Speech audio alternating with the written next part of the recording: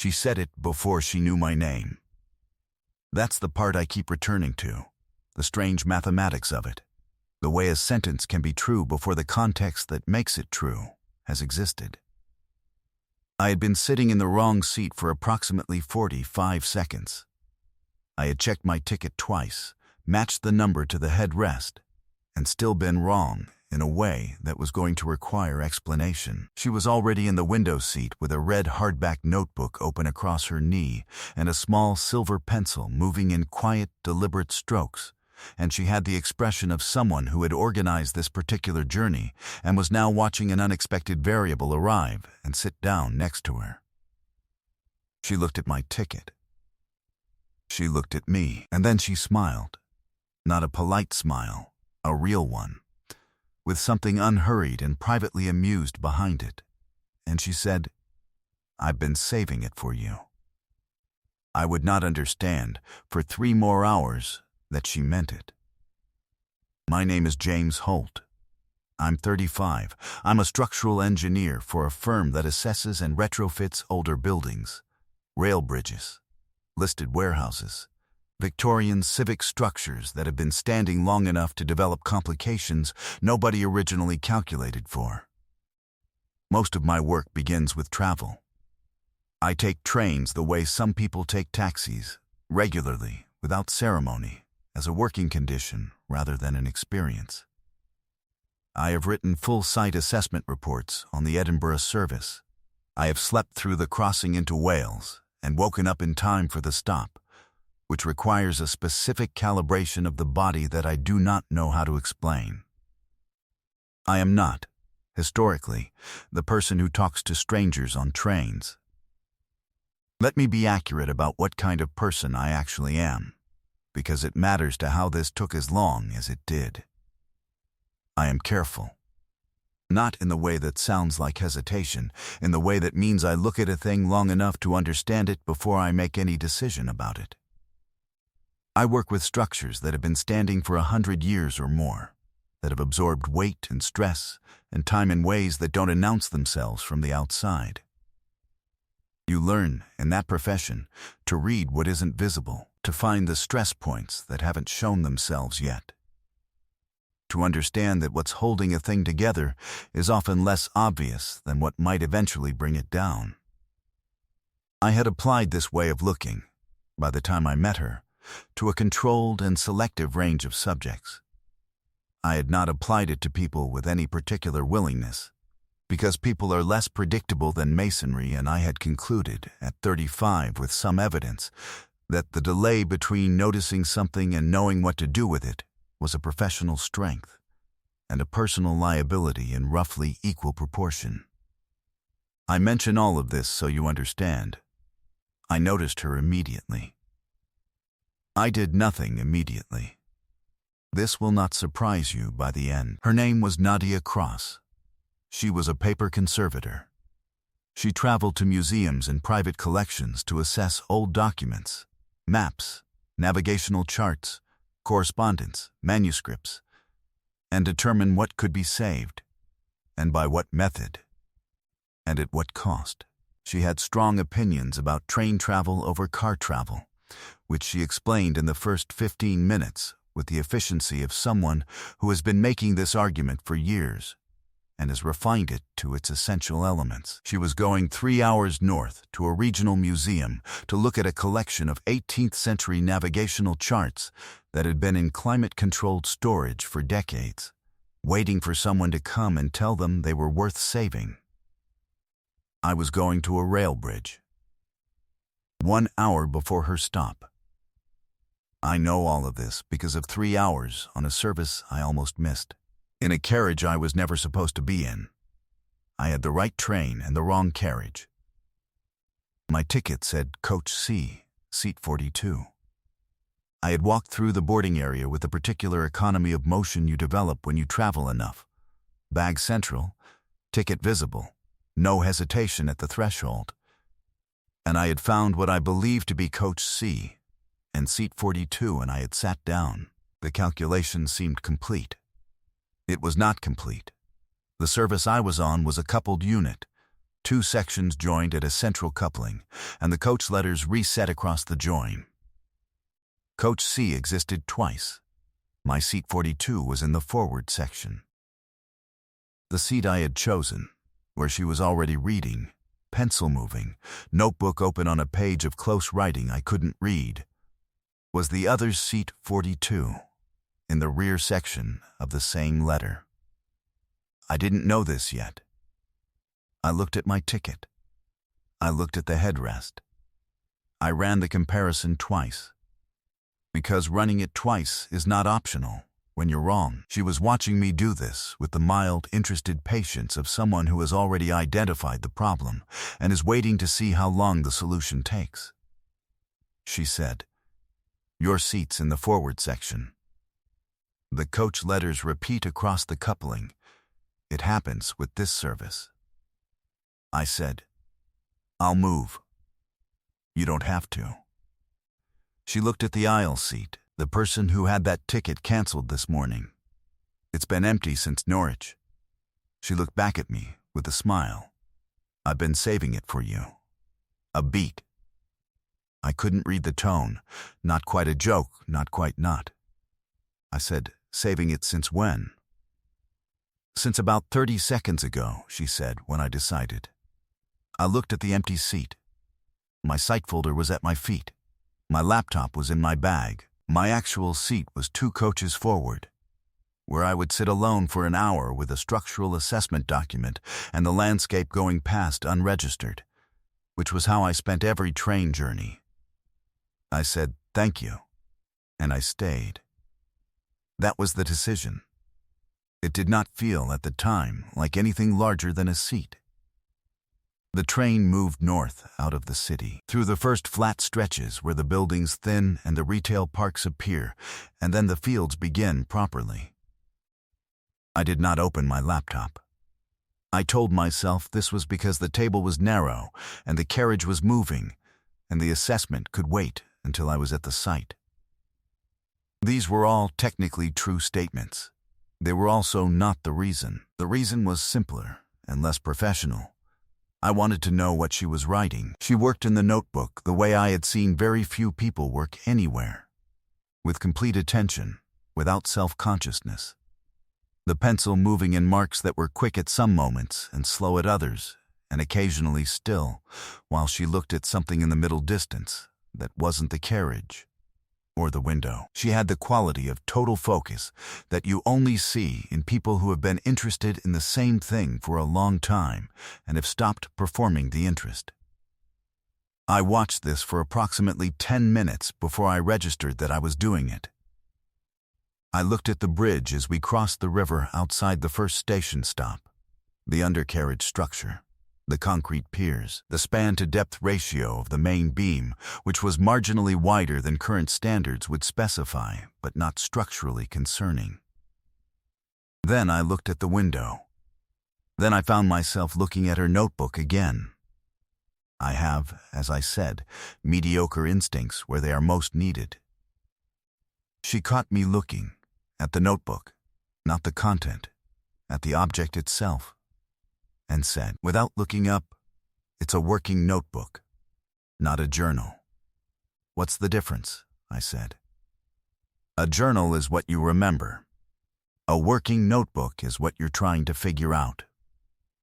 She turned a page. "The collection I'm going to assess. There's an inventory dated 1743, and I've been working out whether the paper stock matches that period or whether someone documented it later and misdated it. There are ways to tell from the description, even before you've seen the physical material." I said, "From reading the words?" "From reading the words, the margin conventions, the vocabulary choices. Certain terms weren't in use before specific dates.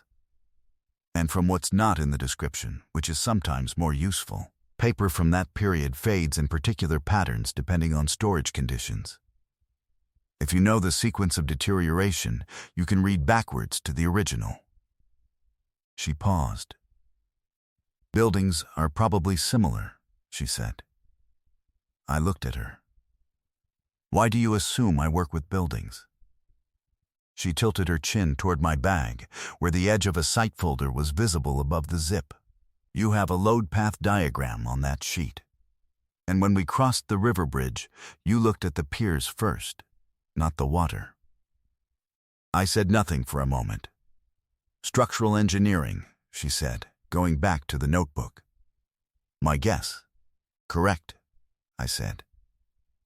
She nodded once, wrote something brief, and continued. I had been apparently as readable as anything else she assessed for a living. This was not information I had expected to receive before we'd been speaking for 10 minutes. 35 minutes into the journey, the train slowed. Then, stopped. The intercom offered the information, in the tone of someone delivering news they know will be unwelcome, but feel contractually obligated to deliver clearly. Signal failure ahead. Estimated delay 40 to 50 minutes. The service would proceed as soon as clearance was confirmed. The carriage absorbed this in stages. Phones emerged. A sigh from the row behind. The man across the aisle made a decision about a phone call he'd apparently been putting off. Nadia looked at the window, then at the notebook, then at me. Anything you can't miss? She asked. Not until 3, I said. The curator knows I'm on this service. She'll adjust. She settled back slightly, not with the resignation some people bring to delays, but with the practical recalibration of someone who has learned to treat interruptions as reallocated time. She set the pencil flat in the notebook's fold. Then I'll ask you something. Since we have an hour. She looked at me directly. What do you love about what you do? It was not the question I would have expected. Not what do you do or how long have you been doing it, the conversational ground clearing most people do before they get to something genuine. She had gone straight to the genuine. I said, you skipped several steps there. The steps are usually the least interesting part, she said. Most people say they love problem solving. That's almost always true, and also almost never the whole answer.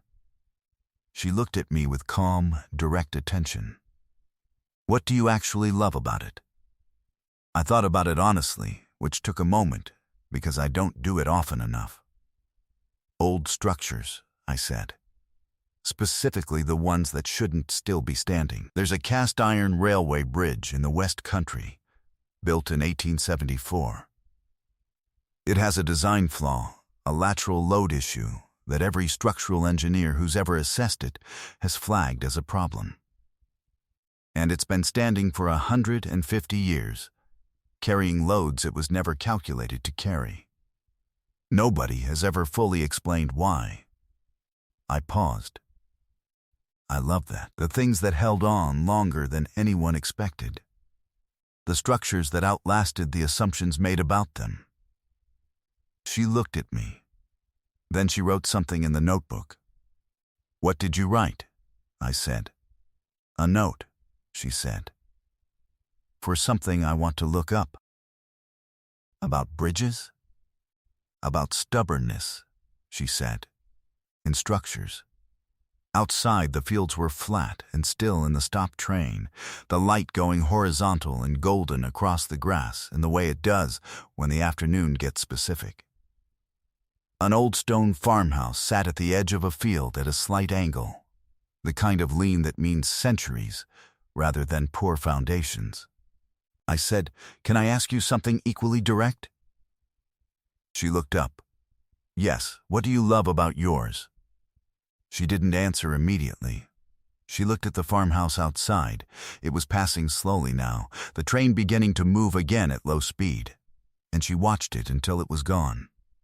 She said, "The moment I realized something can be saved that wasn't supposed to be." She paused. Paper is fragile. The conditions that damage it are ordinary: light, humidity, time. Most things that have survived aren't supposed to have survived. The fact that they did is never an accident. Something protected them, or they were in the right place, or someone made the right decision at the right moment. When I find something like that, I write it down before I do anything else. She looked at me. I try not to disturb what's preserved something until I understand what's been doing the preserving. The train's speed returned to normal, the signal failure behind us. Something in the air of the carriage had shifted. Not dramatically, just in the way things shift when a conversation has moved from its stated subject to something closer to the actual one. An hour from my stop, she was quiet for a while, writing or thinking, or both. I had stopped being able to distinguish reliably, and then she said, without particular lead-up, I usually enjoy this route. The journey, not just the work at the end of it. She watched the landscape. I used to make it with someone who had a similar schedule, different destination, same service as far as the junction. We'd travel up together and come back separately. A pause. That stopped about a year ago. I said, I'm sorry. It was the right decision, she said. Simply, it was still a loss. She picked up the pencil. I've made this trip 7 times since. The journey's fine. I just notice the seat more. I said, the one next to you. She looked at me directly. Then, yes. The train moved through a long cutting. The walls close on either side, the light briefly dimmer. Then the cutting opened on the other side to a wide valley with a river at the bottom. The last of the afternoon on the far hills. The whole thing suddenly larger than the window seemed designed to contain. I said, quietly, I notice journeys more when there's something worth noticing. She held my gaze for one moment. Then she went back to the notebook. That sentence did something quiet to the air. My stop was 20 minutes away. I could feel the train's particular approach deceleration, the specific mechanics of it, the gradual reduction in force that I always registered involuntarily, the way the body reads motion. The signage at the last station had confirmed the time. My site folder was still at my feet. Unopened, my laptop was in my bag. I had been on this train for nearly 3 hours and had not done a single unit of the work I had brought. This had never happened to me on a train before. I noted this without judgment. I noted it the way I noted everything, carefully and late. She was writing. The silver pencil moved in the small certain marks it had made for 3 hours. Quick at some moments, considered at others. Still sometimes while she looked at something I couldn't see. I had been watching this the whole journey with the kind of attention I usually reserve for things I was trying to understand. I had made no progress on understanding it. Some things resist the professional approach. Neither of us spoke. But it wasn't the silence of 2 strangers who have exhausted their reasons to continue. It was the other kind, the kind that has accumulated meaning rather than lost it, that holds something just below the surface, that both people can feel is about to resolve into something or pass unremarked. And only one of them will decide which. I thought about the word saving. I thought about 7 journeys with the seat next to her empty. I thought about what she'd written in the notebook after I'd talked about the bridge. I thought about how she'd said I try not to disturb what's preserved something until I understand what's been doing the preserving. I thought about a 150-year-old bridge that outlasted every assumption made about it. The train began to slow. She closed the notebook. She did it without capping the pencil first, tucked the pencil between the pages, and closed it on top. So the pencil was just caught inside, and that was different from every other time she'd paused. Every other pause had left the notebook open. This one didn't. She said, I have a specific habit when I begin an assessment. She was looking at the slowing window. Before I read the catalog entry, before I look at any existing documentation, I write down everything I observe about the object. Not what it is, what I notice about it. Because the first observation, before knowledge, before expectation, is usually the most accurate one. She paused. I started writing about you during the signal delay. The platform was appearing in the distance. My station. The name becoming legible on the signage. I said, "What did you write?" She looked at me then, steady and direct, with the quality of attention she'd brought to everything she'd looked at properly. "That you talked about a flawed bridge the way other people talk about someone they love," she said. "That you didn't open your laptop for 3 hours, and that wasn't about the laptop. That when the train went through the cutting and the valley opened up on the other side, you looked at it for a long time." She paused. "And that I'm sorry your stop comes before mine." The train was slowing in earnest now. 60 seconds, maybe. I said, "If this was just a journey, if you get off at your stop and I go do the assessment, and that's the whole of it, I understand that. I want to be clear about that." She was quiet for a moment. Her hand rested on the closed notebook. She said, "Open it." I did. The last entry was not text. It was a quick, confident sketch, small, in pencil, the way she made everything, a train window, 2 seats, 2 figures. Below it, in her handwriting, something worth noticing. Something in my chest did a slow, particular thing. I let it happen. I said, "I assess old structures, things that have held on past what anyone calculated, past the assumptions made about them when they were built." I looked at her. I sat in the wrong seat and I have not once wanted to correct the mistake. That's not something I say without meaning it. She went still in the way of someone who has just received exactly what they had been listening for, and hadn't been certain it was coming. I tore a small corner from the back blank page. She made a precise face at this, which I acknowledged, and I wrote my number on it and tucked it into the elastic loop where the pencil usually went. The train doors opened.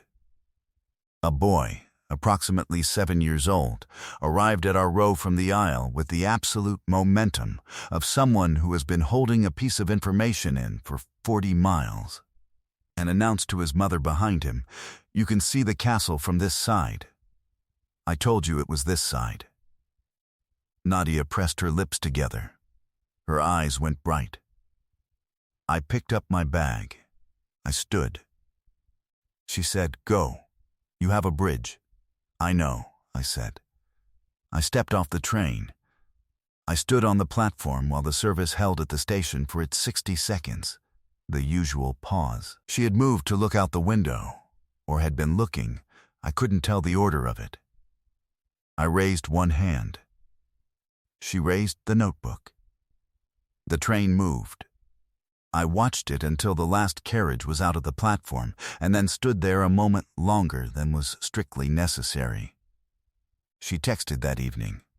From the museum. Not a long message. A photograph of one of the navigational charts, a coastline drawn in ink on paper in 1743, with a pencil note in her handwriting below the image. Good paper. Right period. Held up. I sent back. "That's my favorite kind." She said I thought it might be. 4 months later, I took the same service north, different bridge, same line, a viaduct I'd been asked to consult on, 20 miles beyond her museum stop. I had looked up the timetable with a degree of attention I was going to choose not to examine too closely. She was already in seat 41. Her bag was on seat 42. The red notebook open. The silver pencil moving. I sat down. She looked up from the page, and her expression was the same one I had first seen in October, the real smile, with the unhurried certainty behind it, the one that had nothing performative in it. I said, "Saving it for someone?" She closed the notebook. "I've been saving it for you," she said. And this time, I understood exactly what she meant, had perhaps understood it, at some depth beneath the delay since the first time she'd said it. The things that hold on longer than anyone calculated. It had probably always been her.